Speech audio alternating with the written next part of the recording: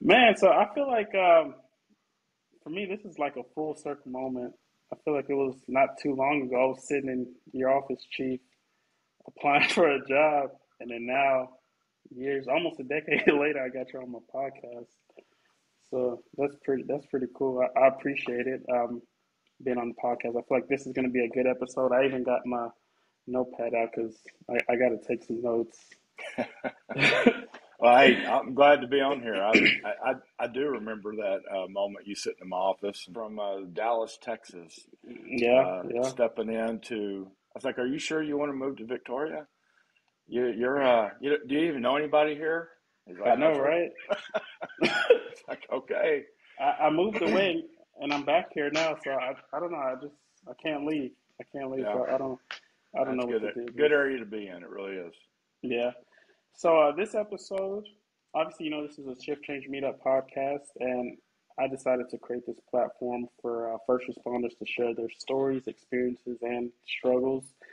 In y'all's case, I have two special guests, two chiefs, one chief and one chief, as I'll call it. Um, so, like I said, I definitely appreciate y'all for joining me on here today. And today's episode is going to be about the importance of building relationships. And man, as I was coming up with the outline for this episode, I know, Emilio, he was my first lieutenant when I first got hired. And it seems like it wasn't that long ago, but just watching his growth and progression through the years. And I wanted to get a little bit of I want to interview you, Chief Drake. I want to get a bit of background on you. Where did you start and how did you work your way up to like the fire chief position? Okay. Well, I started out in Odessa, Texas. I was born and raised in that area. Um, and honestly, how I got into the fire department was I actually saw the fire department work at an actual structure fire that was at my now wife's across the street from her about 3 o'clock in the morning. We were watching movies and stuff, and uh, these guys, somebody started banging on the door, and it's like, oh, God, what was that? So I got up and went to the door, and there's a guy standing there in his underwear, and he's like, "Please help!" And it's like 20 degrees outside. He said, "My house is on fire," and I looked behind him, and you could just see it ripping through the roof. And so we brought him in, got him some clothes, and we went back out there, and the fire department was pulling up, and I remember watching those guys go in to this thing that was just getting it. I mean, boiling smoke out of every window, and pretty soon the fire starts going out, and everything starts blacking out. At the time, I don't know what any of that means, but it seems like they're making some progress. And I see those guys coming out, and they're just smoking. Their gear's all venting off, and I was just like, man, those guys are complete studs. I was just taken back by what they did, and they put that fire out. And so at that point, I kind of had a pretty good idea that, man, I didn't know if I was capable or able to do that job, but I'd sure like to look into it. And so I was able to get hired on. I worked in the oil field for a little bit before I got in, so I didn't start right away after high school and a couple years in junior college, but um, hired on with a high school degree. Uh, is all I had. Went right through fire. At the time, they would hire you with no education. I mean, no certifications at all. So they were just hiring Mhm. people off the street, put you through a fire academy. We did our own fire academy. Uh, and as a matter of fact, the three guys I went through were the three other guys. They just were the chief and both assistant chiefs in Odessa, and they all just retired. So we all kind of retired about the same time. But Okay. and then we went straight into EMT school, and then straight you had to be a paramedic. That was a requirement. Straight into being a paramedic. So I did that, riding the ambulance for about 6.5, 7 years, and uh, became a frontline officer. Did that for another 3 or 4 years. Had the opportunity to apply for an assistant chief's job. It wasn't ever a job that I thought I would be interested in or had any desire to do. But as you sit back and you start watching people in those roles, you're starting to think, I think I can do that. I can do as good a job as that guy's done. And so you start looking for ways to plug in, Right. and uh, so I had a very, very progressive fire chief at the time that was, who kind of served as my mentor and really kind of patted me on the back and showed me the way and encouraged me and pushed me in the right direction. Hey, you need to go this way, you need to do this, you need to do that. So I was able to get a bachelor's degree and a master's degree pretty quick in my career while still a frontline officer. Hmm. And I knew that at some point that might open some doors for me. Uh, it would at least open the door and let me walk in. I didn't want to ever not have the opportunity to take a next step because I didn't have the formal education. Because what I was looking at was working 24-hour shifts, had a lot of downtime, and the city paid for your tuition. Right. So it's pretty much free if you'll just apply yourself. And so me and another guy, Chief Alvarez out there in Odessa, we jumped in. We had just been through paramedic, and it's like we had the study bug. We knew how to prepare, so we pushed ourselves through. Uh, was able to promote to assistant chief over fire operations, which that 3.5 years was probably the most challenging I had in my entire career because all of my battalion chiefs were 30-plus-year guys that Hmm. were pretty hardened, pretty set in their ways, um, pretty lazy in a lot of ways. And here I was, a young go-getter that was trying to set the world on fire, so to speak. And so uh, did that for about three and a half, I guess probably about 3.5 years. And uh, there was a chief's job opening. The chief retired in Odessa, and the city manager came down and met with us, the command staff, and he said, "One of you guys is going to be the next chief." And we had a chief there that he was an assistant chief. He was over our admin. He'd been on the job at that time probably about 30 years, and then me and Chief Alvarez. So we all applied, and the city manager appointed the admin chief to be the intern. Well, he started getting in there and undoing a bunch of stuff that I was doing as operations chief because battalion chiefs were kind of in his hip pocket. And that really frustrated me, that it shouldn't be like this, and it kind of made me start looking outside the department. Like, you know, I want to be able to go somewhere else and kind of set my own mark and kind of do things. And I looked at Victoria, didn't know where Victoria was. Uh, I saw that it was open and then it closed. And it's like, well, I missed that. And then about a month later, it opened up again. Uh, and so went through that process, was going up against a pretty high powered chief out of Lubbock, had been the chief there for, I think, 10 or 12 years. And I thought, man, I don't have a chance against this guy. So I kind of made the decision when I went through that process that I was just going to be me. You know, Hmm. I didn't know what they were looking for, didn't really care what they were looking for. I just wanted to present who I was. And if that's what they had in mind was somebody that was young, energetic, wanted to do things, look at things differently, come in with no agenda, not just going to rest on my laurels, but was going to try to plug in and really do the best that I could do for the organization, then, I was, then go with me. And ultimately, I was able to get that job. I feel very blessed that I had that. I was in Victoria for 7 years, Hmm. moved to Houston, went back to work on the fire truck for about almost 2 years as a lieutenant. Enjoyed that. I really enjoyed that because it allowed me to be kind of a conduit for admin and explain to the guys on the street kind of what's going on, why they do this, why they do that, and try to give them a different perspective because that's something that chiefs don't always do as well as they should is communicate. Right. Communicate all the way down to the guy that just hired on an hour ago. Um, and I felt like I was trying to kind of fill that role. So I was fortunate. I got to be an EMS chief, a fire operations chief, the fire chief. I never was a battalion chief, uh, and I never was a driver. The driving the fire truck just one of those things that didn't really appeal to me. I wanted to be on the inside. I didn't want to be standing outside. I had done that filling in a few times and just hated it because I just wanted to be right in the middle of everything. So that was kind of my quick snapshot of how my career came to be. Right. And so you brought up a pointer that you alluded to. You kind of touched on it about having a mentor.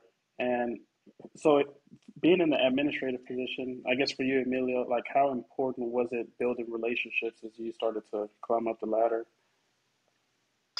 Man, I think the the way to look at things is you have two ways. You have the mentality of, hey, you know it all, and you're going to make the decisions on what you know, or why don't you have a network of people that have gone through some of these struggles or have seen it and get a different perspective. Not saying they're going to make decisions for you, but man, just bounce some ideas off them. Hey, this is what I got. This is what I'm thinking. Do you see a different angle, a different perspective? Am I missing something?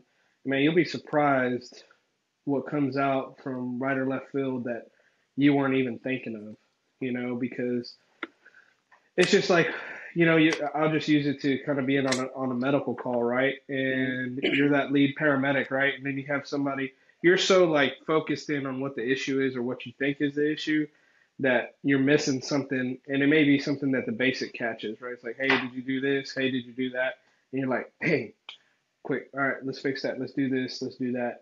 And I look at it the same way is, man, there's people who have been in these positions who have done it, have a different perspective, have gone through different struggles or similar struggles that you're going through, and they have a wealth of knowledge, one, because they've dealt with it and they've gone through the experience, and they go back just like any call or any, whether it's medical, fire, you go back to the station like, man, what if I would have done this, X, Y, and Z might have turned out better. Well, they look at that, and when you have that perspective or you see that issue, and then they give you X, Y, and Z, well, now you came up with A, B, C, D, E, right, to deal with the X, Y, and Z. And so you're hitting a lot more different balls that are coming at you, at one time instead of struggling through those issues by yourself or how you would have dealt with it. And dude, when I reach out to the guys that I really care for their opinion, 9 out of 10 times it'll change the direction of where I was going. But they didn't make the decision for me. So I think that as you're going in each rank or step, when you build that network of people who have gone through those experiences, they'll kind of share. If they're willing to share it, it's amazing. Going back to one of my first experiences, was working with Chief Drake. Was, man, I was a young freaking president of the association that just wanted stuff my way, and I'd be frustrated, and I'd go to his office and, hey, what about this, this, and this? And he's like, man, have you ever looked at things from this perspective? So, and honestly, so you were hard headed. Yeah, I still am. I still am. Ask anybody around me. I still am. But it's who I am, it's who I am. And I tell that to everybody, and it's like, man, I'm going to come at you hard. I'm not coming at you because I dislike you. I just, but same thing. Like if I get out of line, just, snap back at me and check me, and I'm fine with that. I think that you have to have that ability to challenge others, So that was one of the things that Chief Drake and I apply that even now to my guys is, man, don't look at things just from your perspective, and how he gave me the tools to look at things from the city perspective was, hey, I want you to go to these classes. I want you to do this. I want you and whether he had a plan or not, I don't know what he was thinking at the time. He was probably like, man, I'm trying to get rid of this dumb kid. But, there was a lot of things that I just had never looked at it from a different angle or seen how things actually work. And one of the first things that he sent me to was to FSCEO. And I was a company officer at the time. I was a lieutenant. And, up until that point, I thought all chiefs and chief officers were all just, out for themselves. And then really, that's kind of all I was exposed to or what I had seen from a chief officer. So when I went up there and I was around a whole bunch of battalion chiefs, assistant chiefs and, even fire chiefs. Man, one of the things that I realized right off the back is like, man, these guys are just firemen like me, you know. But I had never seen that, and I had never had those conversations. And then they started talking. They're like, man, we want this, this, and this. And I was like, man, that's kind of what I want, you know. But it was just a different way and different approach of looking at things. So that's kind of the first thing that opened up my mind of, man, you don't know it all. Right. You may think you know it all, but the more minds and the more people you get around you to talk to you and give you a different perspective, really helps you out to take all that in. So for me, from that point forward, I understood like how important those relationships that you develop and talk and network really help you throughout the rest of your career. And for me, it was twofold because I was very very heavily involved at the college, through the EMS program and when they had the fire program also. So those conversations or that knowledge of knowing how city works, knowing how the department works, not only from the association side, but also from the chief's perspective, from city management perspective, I was able to use that with, meetings that I had with, the dean, the president of at Victoria College. That, you know, if I go back to when I was in high school or college, to say that this guy was going to be, or me be in some of those meetings with some of these, highly influential people around in the community, and I would have never I would have told you you're crazy. No, that ain't never going to happen, and it all boils down to being able to look at different perspectives and understanding different ways and how things really work, Right. out there. So I'd like to add something there. He sparked something in me. When I was a frontline officer, I applied to get into the executive fire officer program, and at the time it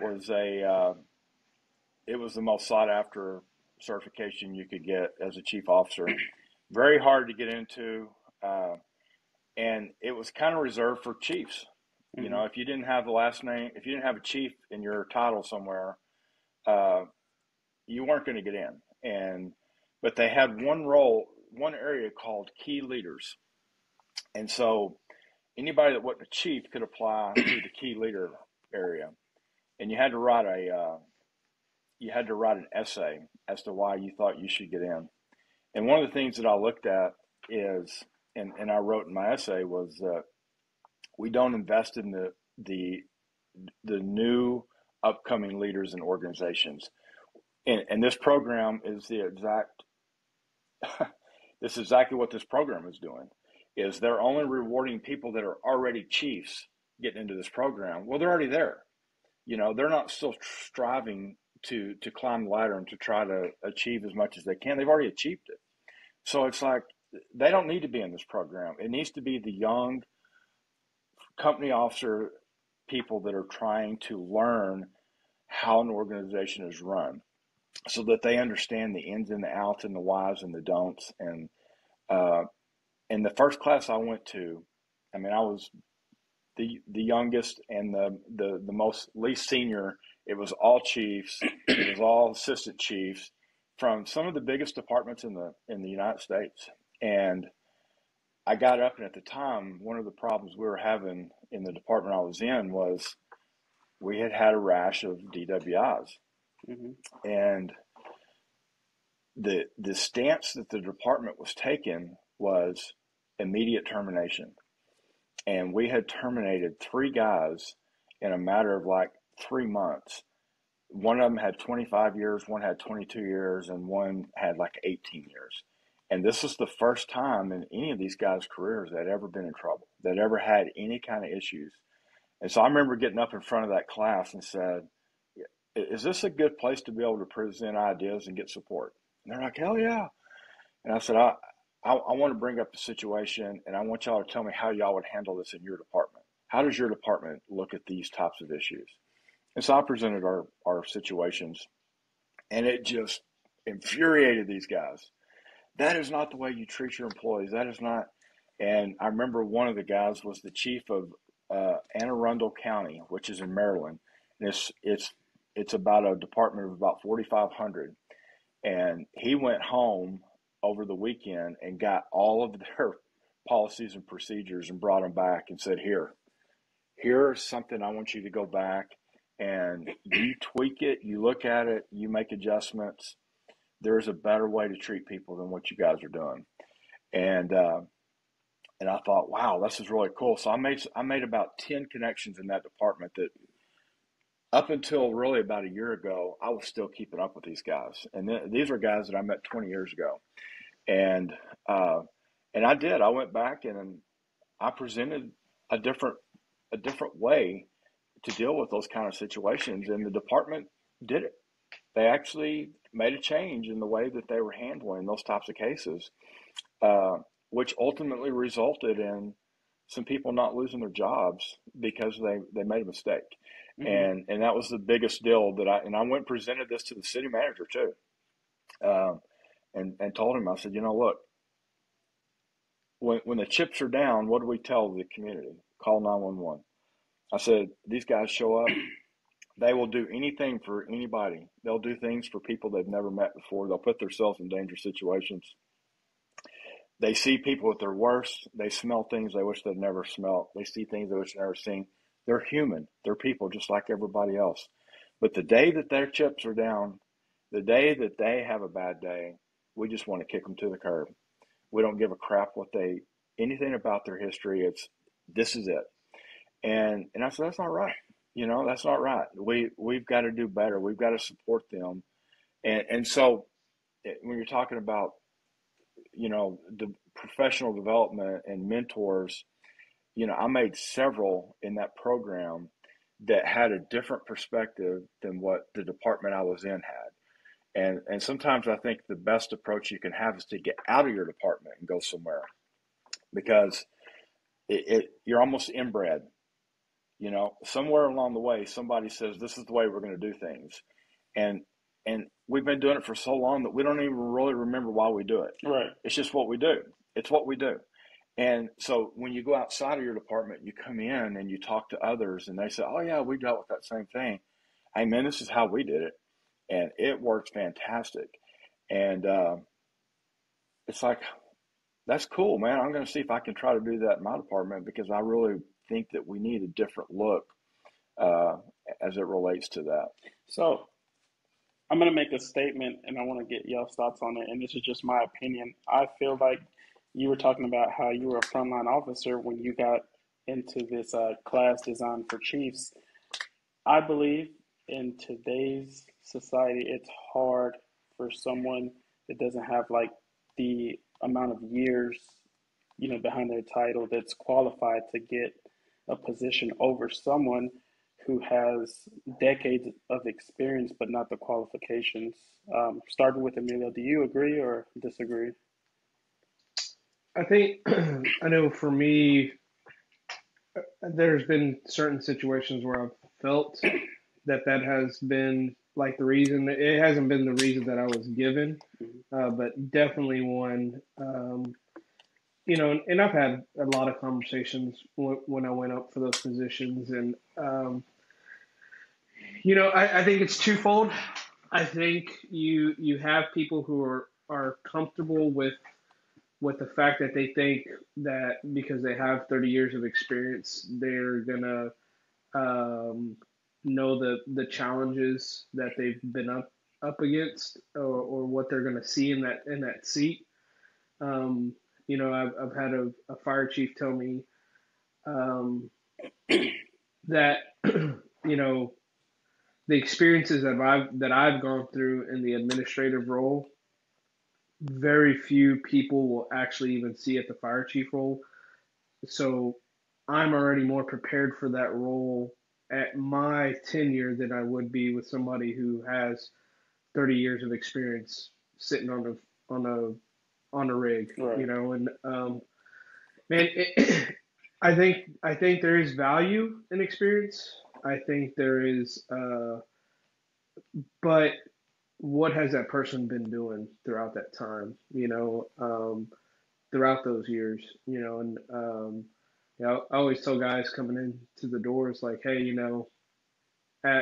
during your first year, you're going to gain a lot of experience. There's a lot of things that you're going to do, a lot of things you're going to be exposed to in that first year. but it doesn't end there. It doesn't stop there. It's what you're going to do with it. So, when we come back 5 years from now and we're doing an evaluation of where you're at, what did you do in those 5 years? How did you apply yourself, or did you just repeat your first year for all 5 years? That's kind of one of the things that I kind of look at. And I've been in that situation. I think, um, I've moved up very quickly through certain positions, certain roles. Um, but while I was in those positions or in those roles, I think I've had a lot of experiences that a lot of people have not had. Mhm. Going back to a company officer, a captain, a battalion chief, there's just been situations that I think a lot of guys have never been exposed to that I was. Uh, and I'm just lucky. I've always said that I don't know if it's lucky or just a black sheep, uh, that I've had those experiences in those roles as I've moved up. But I think you also have to be able to articulate that and sell yourself on how that makes you a better person or more prepared person for that role that you're seeking at a young age. And it's hard to sell that because there is some people who are just looking at experience, Right. from my perspective. I think it's kind of like a toss up now. It just depends who's that person in that seat that's interviewing and what they're looking for. Um, because I think a lot of times in our career or in our field, um, it's always been the experience carries a heavy weight. So I think you have some chiefs or some officers or some even city managers that just feel more comfortable with the experience than trying to, hey, can this person handle that role? So, That's just from my perspective. how about you, Chief? So you just you came out of retirement, you took a chief job, and you're interviewing prospects for an administrative, assistant chief position. What what are you looking at?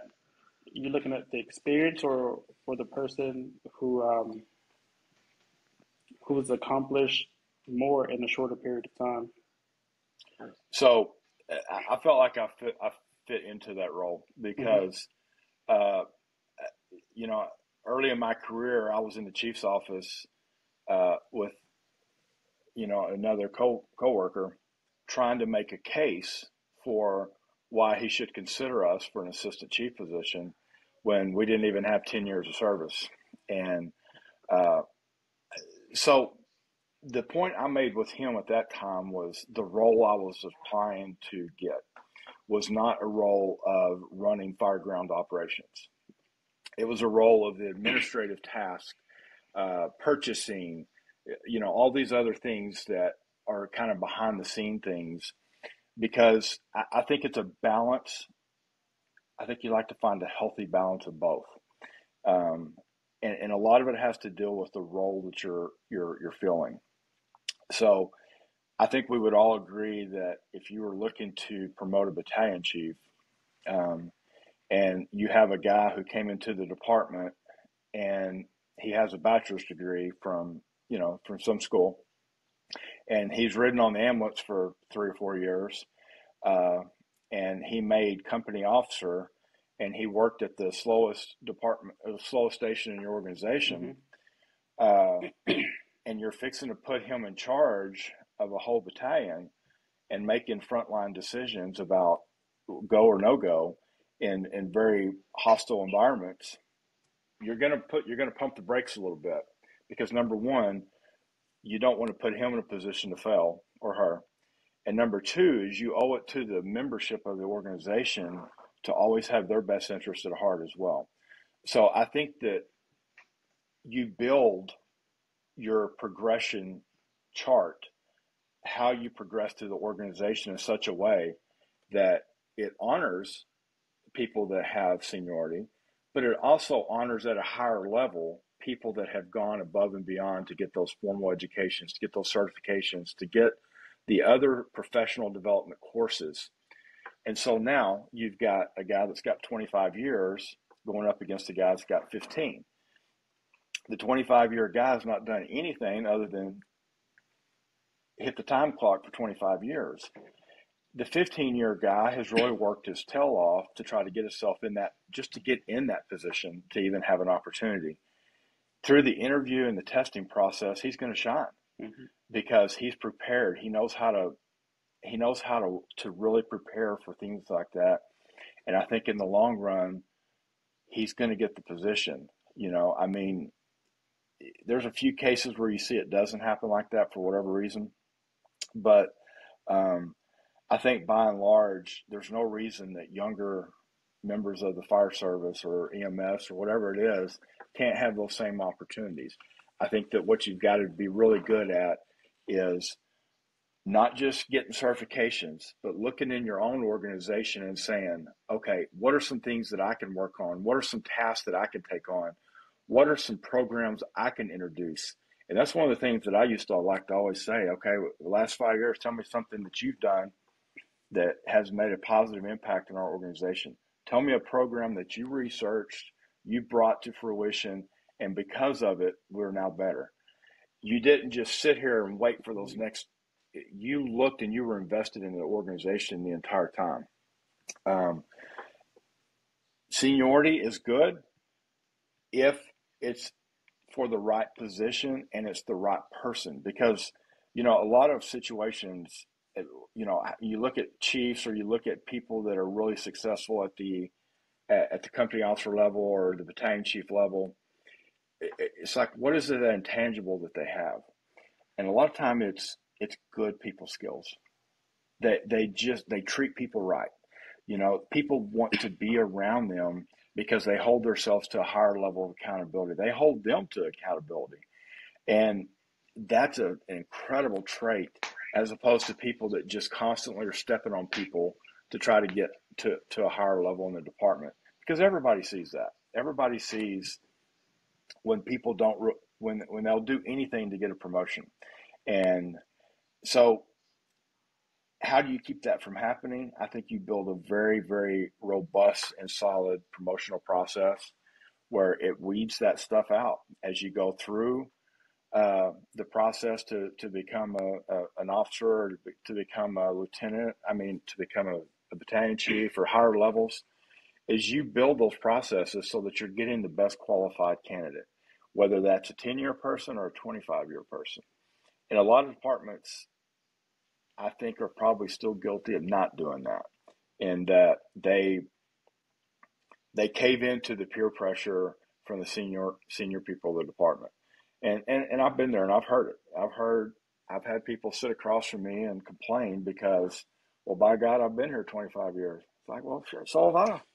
That don't mean anything. Tell me what you've done. I don't want to know that you draw a paycheck every 2 weeks for the last 25 years. I want to know how you've made a positive impact, and not just in the last 3 months because you knew this was coming up. I want to know what you've been doing all along. And so,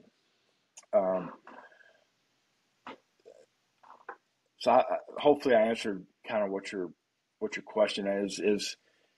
I think it's a balance of both. And like in Victoria, when I set up our process, you got some bonus points if you were senior, but the guys that were paramedics, the guys that were getting their education, the guys that had more advanced certifications, they would leapfrog them in the point system because they were willing to do the extra and go above and beyond to try to prepare themselves for those next level of opportunities. So I'm glad you opened the door. I want to talk about this.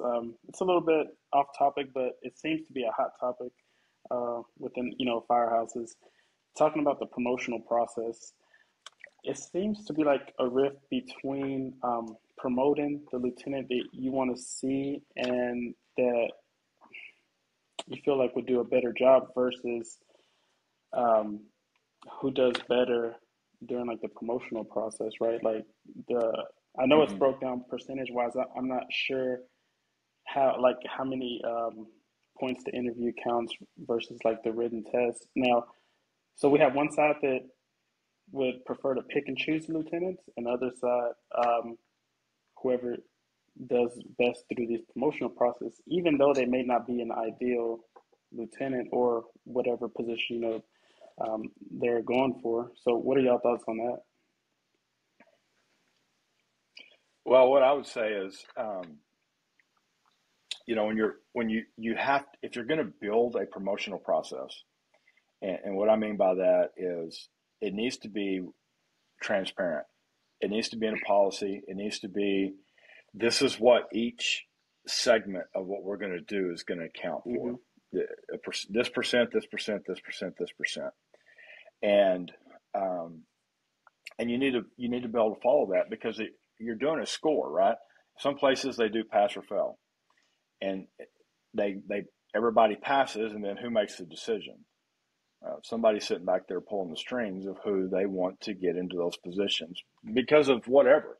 In Odessa, it was because this guy put in a new air conditioner at the chief's house a month ago because he has an air conditioning program on the side. Mm-hmm. And it was literally, it was the good old boy system.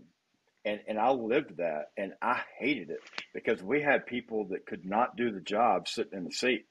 And it was dangerous. It was extremely dangerous. These guys were not prepared to be able to handle this job. But because they took care of the chief and they did things for the chief and the chief made that decision, there they were. And so I vowed that when I had the ability to fix that, I was going to fix it. And um, it's hard to develop a system that's perfect. Mm-hmm. I think that in my tenure as a chief, I promoted people that others said there's no way in hell you should promote that person. I'm like, it doesn't matter. They did the score. You know, if we're not going to honor the system, then why do we have the system? Because it should be fair to everybody. When they look at that sheet of paper and they're like, how am I going to be judged? It's like you're going to be judged by this, by this, by this, and by this. When you add all that together, it's going to equal this. And whoever's number one on that list when it's over, that's who's going to get So promoted. And I'm sorry to cut you off. Let me play devil's advocate. Now, these aren't my thoughts, but what would you say when that person gets the position and it hurts morale? Like, how do you deal with that? well, I say hurt morale is, how do you measure that? Is it because he's not a popular person or she's not a popular person? She goes against the grain or he goes against the Right. grain. Do they not have the skill set to be at that position? Have we not put them through a program to make sure that they're ready to be in that position? Or when they get into that position, we're going to put them through a program that will give them the skill set to be able to handle that much better. Um, so and I've dealt with that.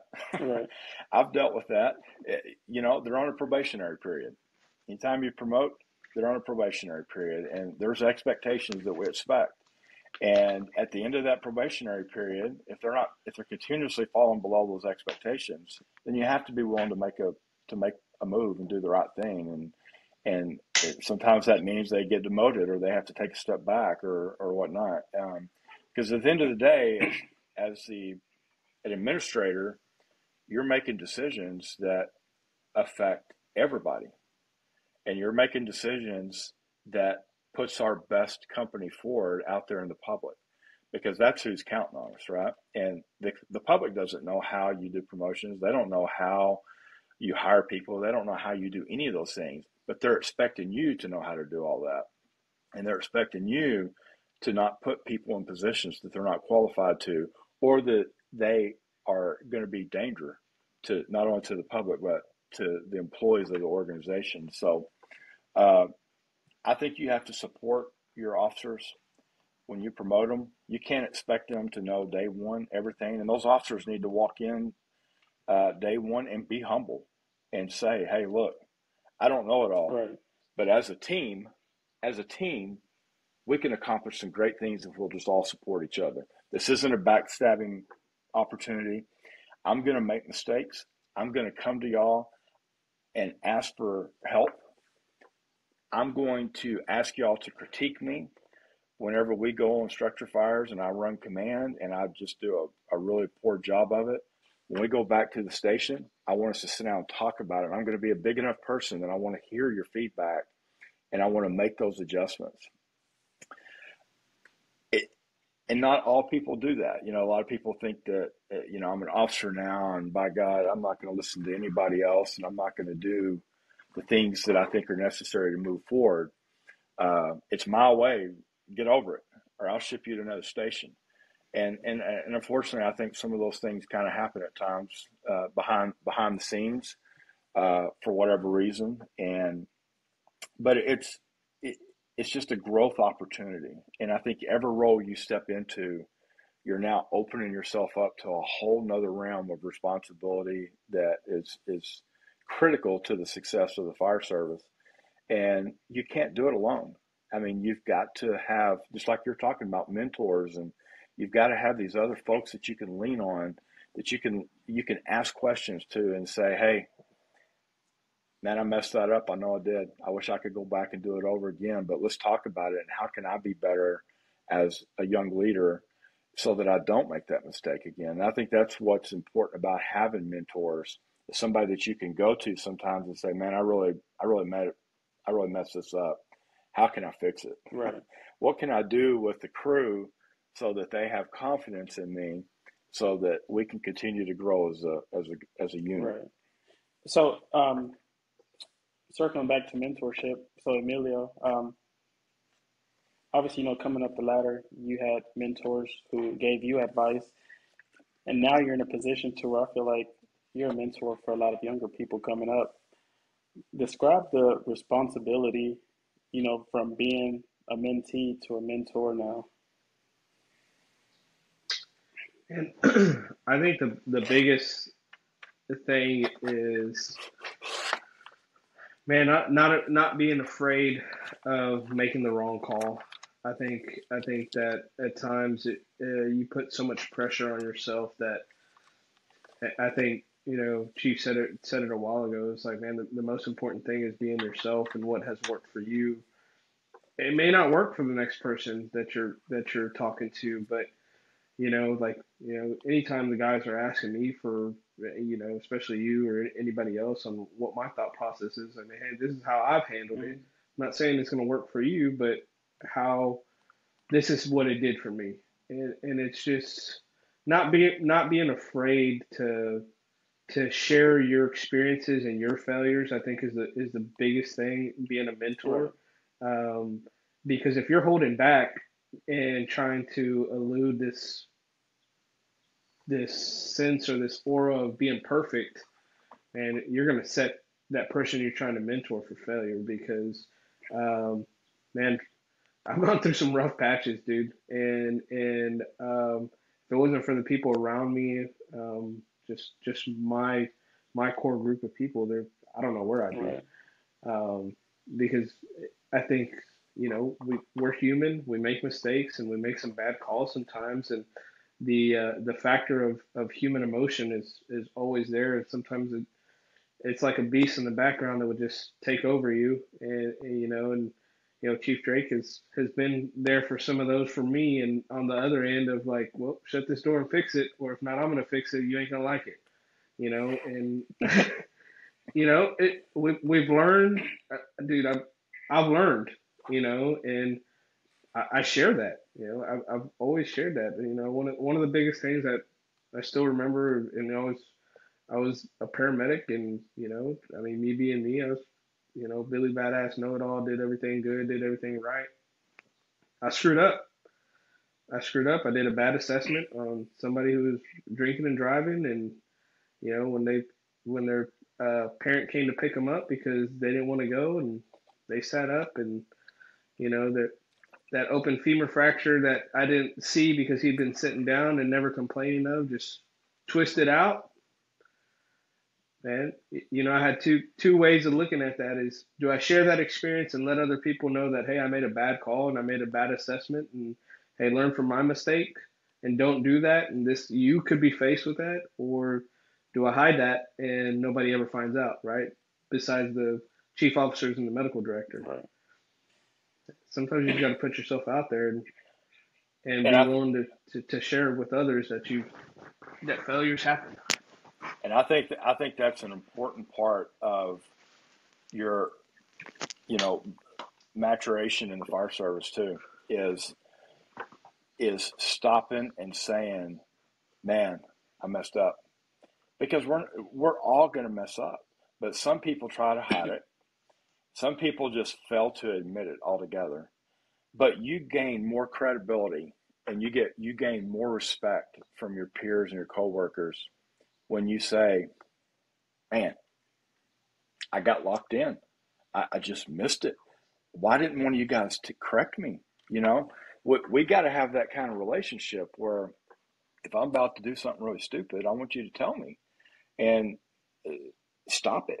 Because if you're about to do something really stupid, I'm going to do that for you because I don't want to see you fail and I don't want to see us fail as a team. And so I think part of the, the maturation in your leadership career is just being able to be humble at times and just say, you know what, we like Chief Reyes said, you've got to be willing to make a decision, and sometimes that decision has to be made right now off very limited factors. And after the fact, it's like, oh, I wish we hadn't have done that. But it was based off the information that we had. It was the best decision that we had, and we needed somebody to make one. And so just going back, and that's where I think it's so important to have after action reviews Mm-hmm. in the fire service and the MS world is just saying, hey, let's stop and take a look at our performance. Was there things we could have done better?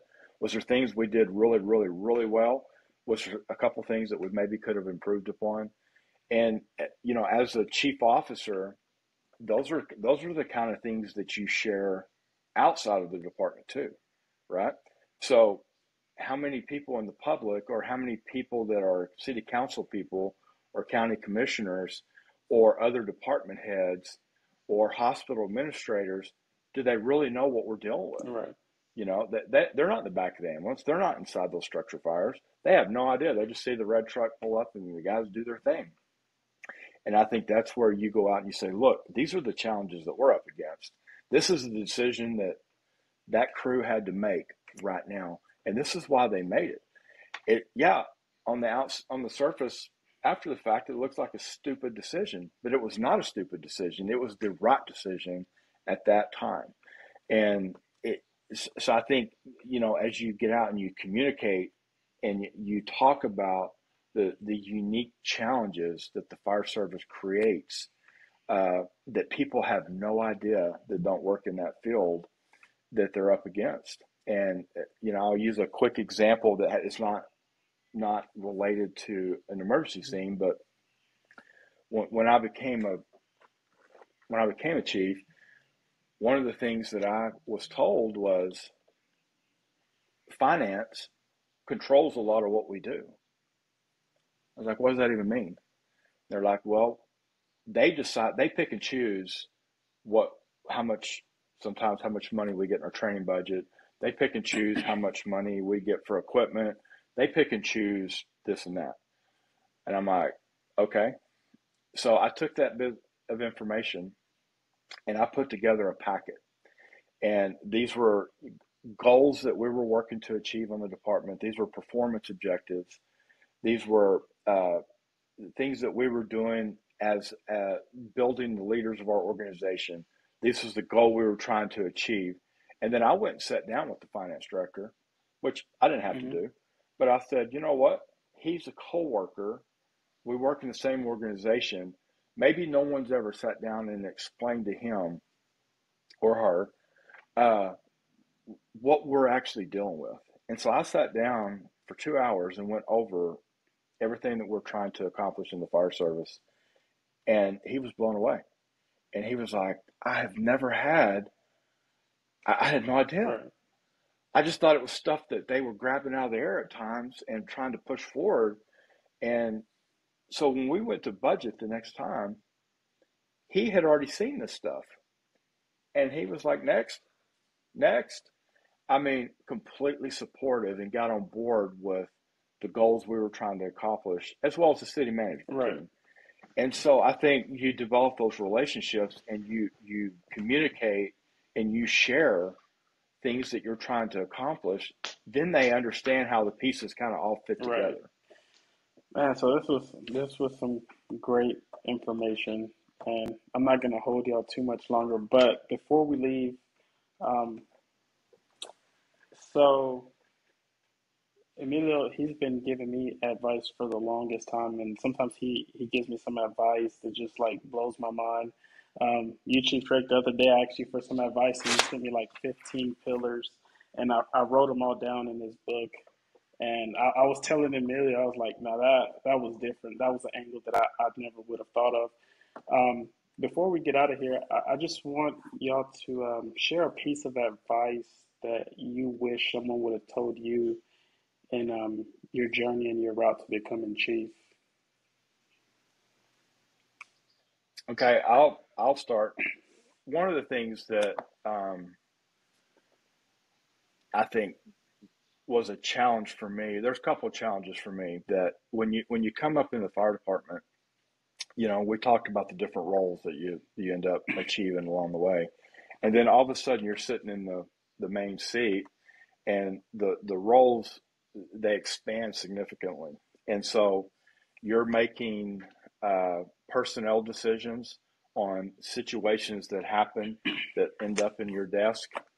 You're you're having to deal with the political nature of the fire marshal's office and people that are trying to get construction completed in your community, and they're really leaning on the ear of the mayor, the city management, or certain council members that the fire department's creating obstacles to us being able to create new tax revenue for your community. And it's like there's a whole nother element there that it's like, wow, you have to kind of learn that on the fly very quickly.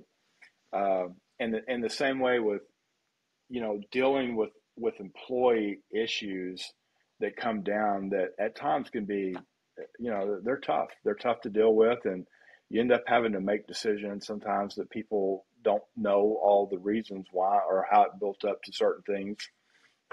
And so I wish kind of along the way in the fire service there was more professional development, and there probably is now. There's probably a lot more of that now on how to properly navigate those environments. I mean, I had to have some really tough conversations with, the mayor at the time that was really trying to ride our fire marshal because, his best friend's not getting his way with, a certain fire code. And it's like, sir, the way we look at this and the way in our job is we just read the code and we apply the code to the building. We don't look to see who owns the building. To us, that's irrelevant. It doesn't matter if it's Mr. Smith or if it's your best friend. They're both be given the same answer because we want to be fair and consistent within our community, and the rules are the same for everybody. So I think the piece of advice that I would have had was a broader understanding of how to develop exceptional people skills, because in all those examples I've just described to you, it involves dealing with people. And I'll give one last example. We had a mosque fire in Victoria when I was there that made national news. I mean, it was a big deal. And when it happened, the night it happened, I knew it was going to be a big deal. And one of the things that I wanted to be very clear about in that particular call was I wanted to make sure that our team, our investigative team, was not pressured, because the president, the vice president, there were people making comments about this particular event. And I sat down and I took phone calls for about 6 hours one day with about 40 or 50 different news agencies all over the world. And every one of them wanted to know, is this a hate crime? Mm-hmm. This is a hate crime. Why won't y'all just say it's a hate crime? And I was trying to tell them at the time, because we don't have the evidence to support that. And I have a responsibility to report the facts, not necessarily what is inflaming people at this time. And I had to have that same conversation with the leaders of the mosque. And they as well were not happy with that stance that we took initially. And I told them, I said, look, The evidence at this time leads us to this. And so that's what we're publicly going to say. But there's an investigation going on behind the scenes. And if at any time it turns and it points to this is a hate crime, we will be the first to announce it.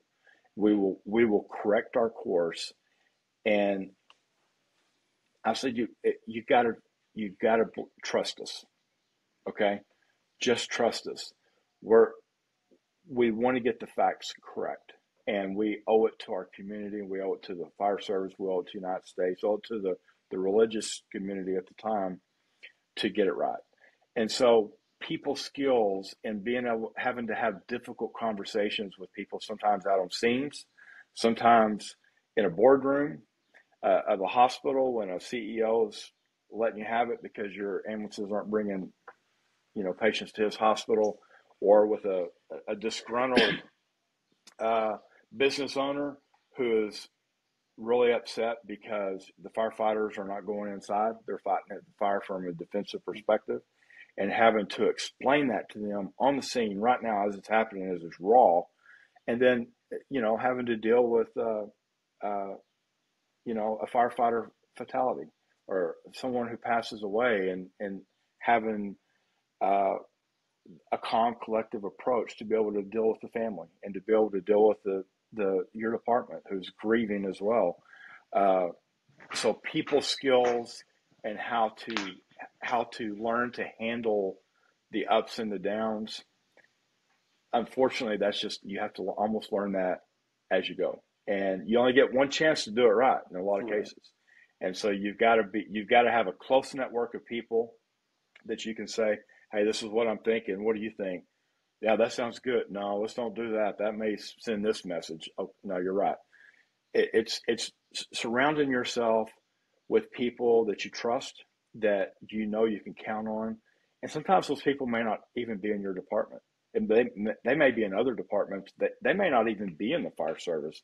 They may be in a whole different, but they have really good people skills, and they can communicate, and they understand crisis, or they understand empathy, and they can give you advice, and they can give you things that you can lean on that helps you to be more successful as you navigate that with your employees or with your community or with your city management. So that's the advice I'd have is learning how to have good communication skills. Gotcha. What about you, Emilio, to close this out? Man, I think that for me, one of the things that has really helped me out as far as when it comes to dealing exactly with that, it's all about communication, but it's emotional intelligence. So it's understanding how you're going to communicate that message and who your audience is. I think a lot of times I always like to use, try not to use names. I'm just going to say it, and I know Tanner will know who I'm talking about. Is I had a great probably one of the greatest drivers that I used to work with, and man, he had some phenomenal ideas, but his delivery, nobody would listen. But I would take his idea and then go sell it, and he'd be like, man, I've been trying to do that for 10 years. And it's like, man, it's just how you present it. A lot of times it's just knowing your audience, is the ability to look at a situation and have, sometimes it's leading to having a difficult conversation. I like to tell all my students, and I like to tell every rookie that's walking through the door, it's like, look, man, you're going to be put into some situations. One, I want to know from you before I hear it from anybody else. And it's the key on honesty. I always like to say is like, if you went back to your parents and you told them your side of the story, and they get a phone call from somebody, who are they more likely to have their back, right? Is it you because you came and explained it to it, or is it when they get that phone call first and now they're trying to look for you to find what the issue is, right? So they create that bias of already that bias is there if I'm hearing it from somebody else, right? Because you weren't willing to say, hey, this happened. And I think a lot of the things that we deal with in our career, man, it has a lot to do with it, whether it's a call, this, whatever it is, and I want to hear your perspective first, because once I hear the other noise, I'm able to kind of filter through some of those things. Um, and if I'm hearing it from them and you weren't willing to come have a conversation with me, there's something that, again, going back to what we were talking about earlier, you were trying to hide. And why? So, I think a lot of times it's just being able to have difficult conversations, being able to say, hey, I screwed up. Hey, how do I do this better? And just having a different perspective on things. I mean, like I'm lucky that I have great people around me, not only in the fire service, but also in the education side of things. One of the best persons that I ever have anything to lean on is at the college is, the dean that hired me back in 2014, and the program director for the program that I work for. And it's like, man, they have a whole different perspective of things that I don't, wasn't even looking at, or, that my normal circle would look at. And having that available to you kind of takes you back, going back to what like Chief said, even in the fire service, we may all be different departments, but at the end of the day, we look at a lot of things the same. But you go talk to somebody who's, in the private sector, and is a Lean Six Sigma, or has a different certification or a different way of looking at things, and they're just like, man, you're crazy. Why are y'all doing this? And you're like, well, what do you mean? It's like, well, if you did this, this, and this, and you can do that, like, okay, didn't even think about it, didn't even know that existed. Let me go check that out. And I think a lot of times if you're willing to go look at and see and try a different perspective of how to do things, it adds value to what you're bringing to me. It's just been that, and it's been not only looking at things within the fire service, but looking at different ways, and going back to like the conversations that I always have. I've had this conversation with you. What's diversity? I think you have to have a diverse network of people, and understanding what what diversity is truly, because a lot of times we associate diversity with race or skin color, and that's not what diversity is, because what it is just a different way of people looking at things from their background, their experiences, how they grew up, how they were raised, their religious. I mean, it just adds to that. And if your network is diverse, you're going to have a way different thought process. You're going to have a way different way of looking at things, and you may come up with some solutions that people have not had. And then it's being able to have those conversations, with others, and admitting those failures. I had a conversation with a chief officer that I've had the opportunity of kind of watching and growing and bouncing things off. And he had lost his job, and it's nothing that we really like to talk about, right? And in those conversations, he's just like, man, I just missed X, Y, and Z. And nobody likes to talk about those things. Nobody likes to. In the fire service, we don't have at TEACS or leadership development, or hey, the reason I got fired. Nobody's going to do a class on the reason I got fired, or the things or the mistakes that happened that led to me being fired. And it's just, man, there's some things there's some really valuable key lessons that he had that, man, when he shared those with me, it's like, man, I'm going to make sure that never happens throughout my career, and I've put those in place. But imagine if he did that class for 50 people that were chief officers, and but at the same time, he's putting his business out there, right? And I think a lot of it is we're afraid to talk about the mistakes that we've made, in a leadership position when, like Chief said, we sometimes we have to make decisions on the fly and we don't have all the information.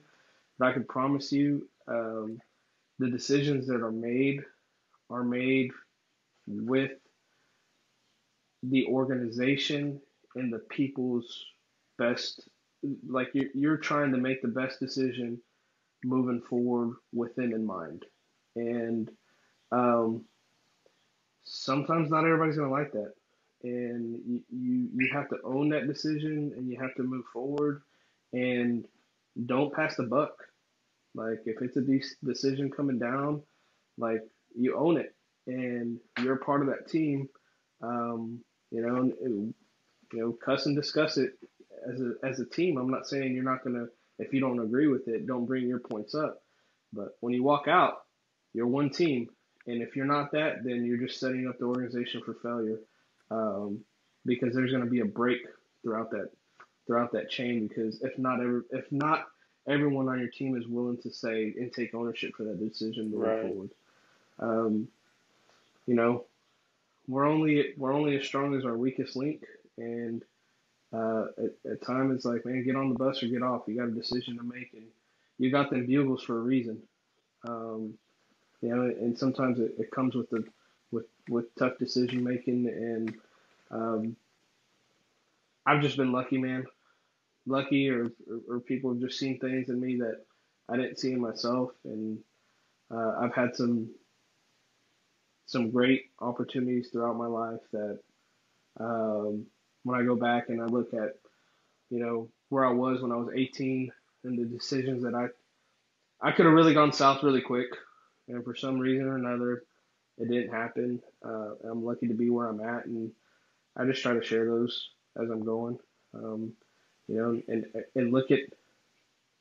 try to put yourself in their shoes before you just open your Right. mouth. A lot of times we're not seeing the struggles that other people are going through, and um, yeah, sometimes it's just a simple hello, and somebody's not going to jump Yeah. off a bridge. You know. Uh, yeah, I hear you. But man, again, I definitely appreciate it. I think this episode is going to help a lot of people get to where they need to be, regardless of their rank. If it's someone who's just starting, or someone who's further along in their career. Um, so thank y'all again for being on here, and it was probably one of my favorite episodes so far to make.